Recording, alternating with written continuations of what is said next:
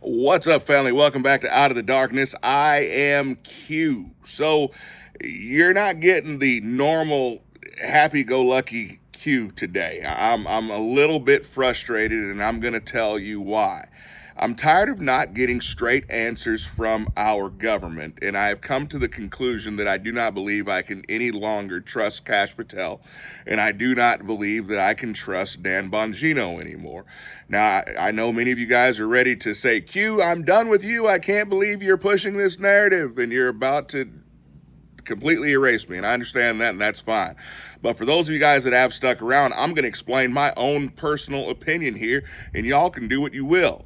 So now we have been told today by the FBI, Cash Patel, saying that after sitting down and completely briefing President Trump on the assassination attempt in Butler, Pennsylvania last year, that they have concluded, they have overturned every single rock, every stone, and they have concluded that Thomas Crooks acted completely alone.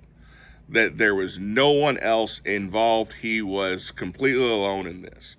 Now, first of all, let me go to Dan Bongino, somebody whom I have trusted and I have respected for a very, very long time.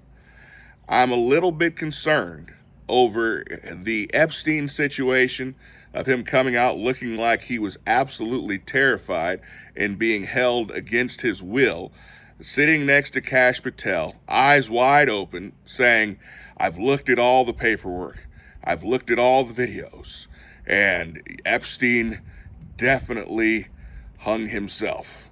I know no one wants to hear that, but that's what happened. Go back and watch the video and tell me if it looks like this guy is actually speaking the truth of his own accord. Then, as we watched, I listened to Bongino every single day after the assassination attempt there in Butler. And every day he was coming with facts, saying that he was in contact with people from the Secret Service and how there was a conspiracy afoot and there was more to the story, and he couldn't wait to get into the FBI and expose this. And he would not be speaking on these things if it was not true. But now he comes and he tells us that Thomas Crooks acted alone.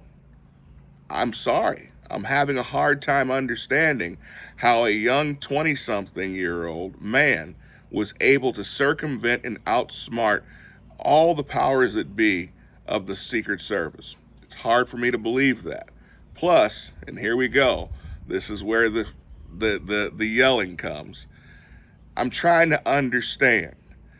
What I've been told is that Israel has the number one intelligence agency in the world. People have told me that time and time again. I'm not saying I agree with that. I'm just parroting what I've been told. So here's the question. If Israel is our greatest ally, and Israel and Netanyahu being our greatest ally use the greatest intelligence community in the world, and Netanyahu stood on a stage and said that he was 100% certain, and had credible evidence that Iran was behind the assassination attempt of Donald Trump in Butler, Pennsylvania, then somebody's lying. Who is it? You tell me. Comment below. I'll see you guys next time. Be blessed.